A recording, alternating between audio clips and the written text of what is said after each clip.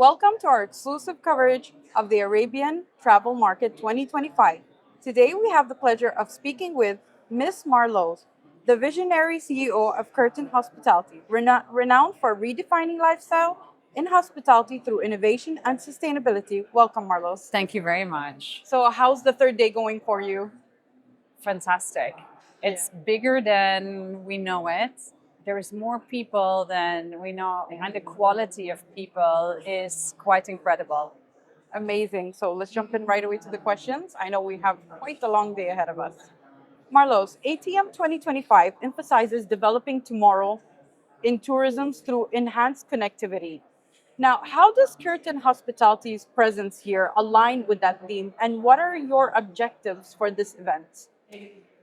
Kerten Hospitality, as a mixed-use lifestyle operating company, is very much focused on developing up-and-coming destinations. We just opened in February in Rome, which you would say is not necessarily up and coming. But when you look at what we've done in Alula, you look what we've done in Jordan, in Aqaba, in Kuwait, we are adding Zanzibar to our portfolio later on today. Yeah. It's really about connectivity in offering people new destinations. Not just the newer generations are curious to travel different places, but the conversation on overpopulation and over tourism has really kind of pushed everybody to be more curious. When you look today, for example, when I talk about Zanzibar, Fly Dubai was great to put in direct flights, Dubai, Zanzibar, direct flights with Fly Dubai, Dubai, Alula. There's all of these destinations that are coming up. And on top of that, connectivity in the sense of people connecting together.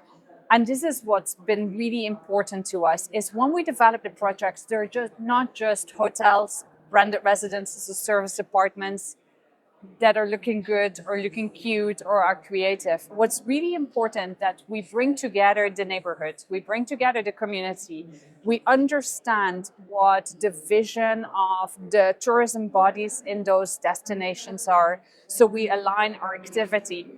Plus, we come across a lot of brands and partners in different destinations that either need visibility or complement very well the offering we have. And that could be in F&B, it could be in wellness, it could be in longevity, it could be in retail. So we really combine those aspects into our project. So the objective for us to be here is to continue increasing our pipeline and portfolio. We're 55 projects today and growing significantly.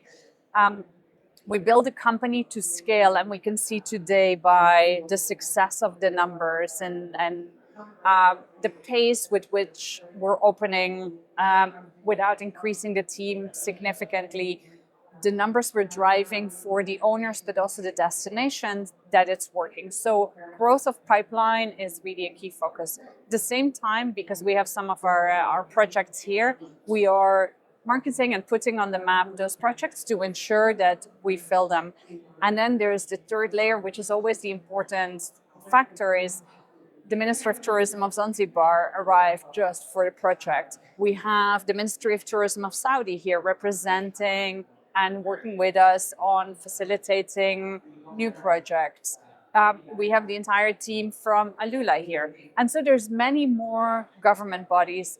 We are putting Morocco on the map with Kerten Hospitality. We hired a team in Morocco to support us on the development. The tourism and government bodies are here.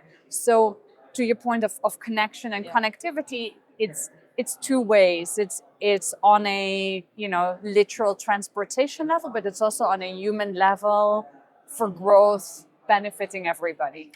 And following up on that, how do you feel like has that been challenging, to make that happen?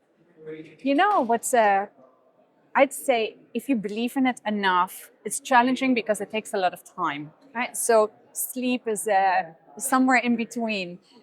But if the world wouldn't be as open to travel to new destinations, if governments weren't so conscious of sustainable tourism, and not just sustainable in the green sense of the word, but sustainable growth, natural growth, ensuring that local communities are integrated in the development of projects. If the agendas weren't aligned, we couldn't grow as we are growing at the moment. If the newer generations would only be looking at loyalty programs, independent or more lifestyle driven projects wouldn't be able to grow with the pace they're growing. When you look at recent transactions in the real estate or in the operator searches, etc., you see that a lot of the big operating companies have been looking and searching for the more creative lifestyle type of assets, not just because it looks great, but when you look at the numbers in development, in bottom line, in direct bookings, in distribution, we're really taking a big share of the market. And I think those transactions are really the proof of the success of that. So, is it challenging? Yes, I think anything you ever do is challenging. But is there a great response? Yes. And we can see that if we look at the number of projects that we haven't announced yet that we're announcing this year. We're envisioning to announce another 3 projects in May. We are hopefully announcing 2 new projects and destinations we're already at. That will continue to grow for us.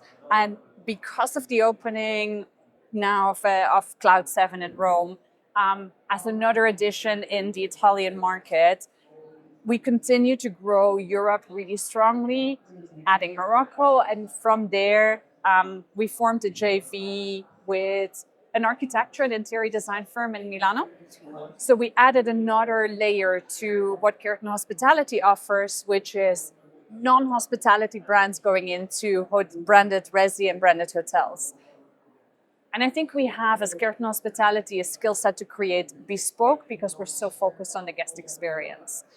Those brands are amazing in aesthetics, in DNA, and the whole infrastructure. So complementing all of that together, I think will be another great driving factor for us as a company, but also in the markets that we're growing in at the moment.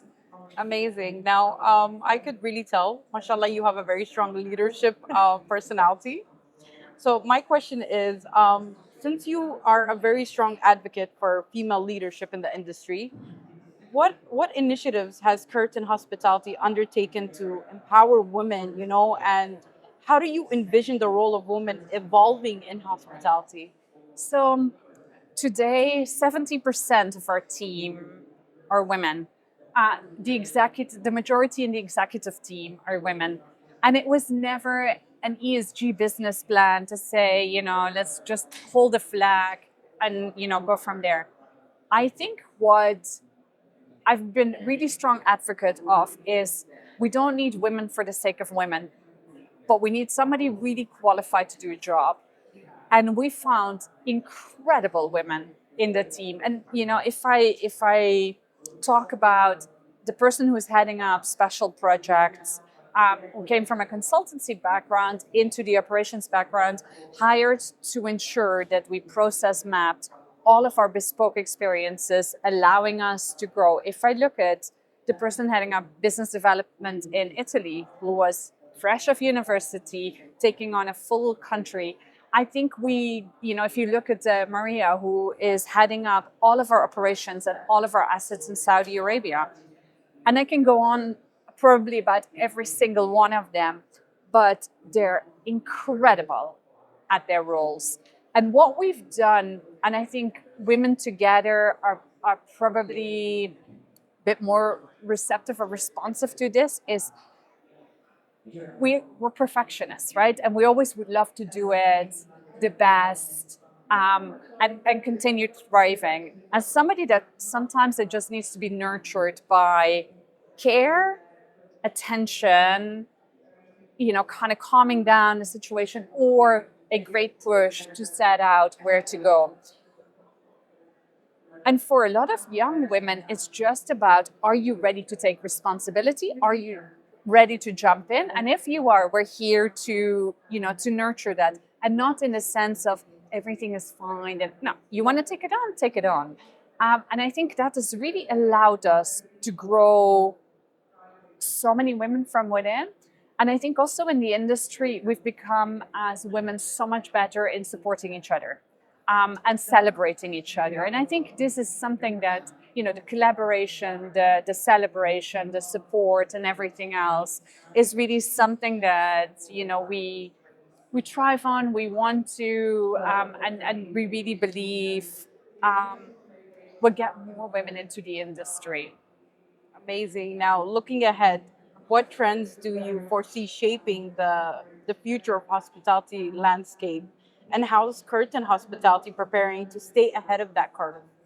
I think one of the trends that we're seeing, which I alluded to before, is non-hospitality brands entering the hospitality space. And I would say we're 2 steps ahead of that in being able to work together with those brands to execute their vision on a 15-year or 20-year contract, not just in branded residences, but also in rental pools, in services, in facility management, and in branded hotel assets. We always talked about the newer generations, etc. I think what you can see across generations is that people are looking to be satisfied within a property and get something that they can't get everywhere. It doesn't matter if it's for corporate or leisure. People just want to have some touch points. A great coffee already helps, but it's just, you don't want to know ahead of time that you have the same sloggy eggs on a buffet, the same standard room, but you want to walk in to have that kind of sense of smell and find that you have a longevity clinic and you can do your vitamin IV in half an hour while you get ready for your meeting.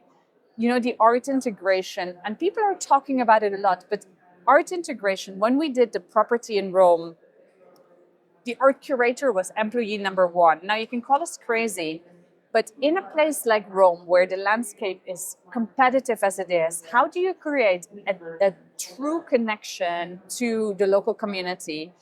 Same for Zanzibar. We were speaking with the Minister of Tourism of Zanzibar yesterday, and his passion and his drive on what is sustainable tourism, what do we do for the local population to ensure that they become part of the workforce when we talk about Saudi Arabia or the UAE for that matter as well.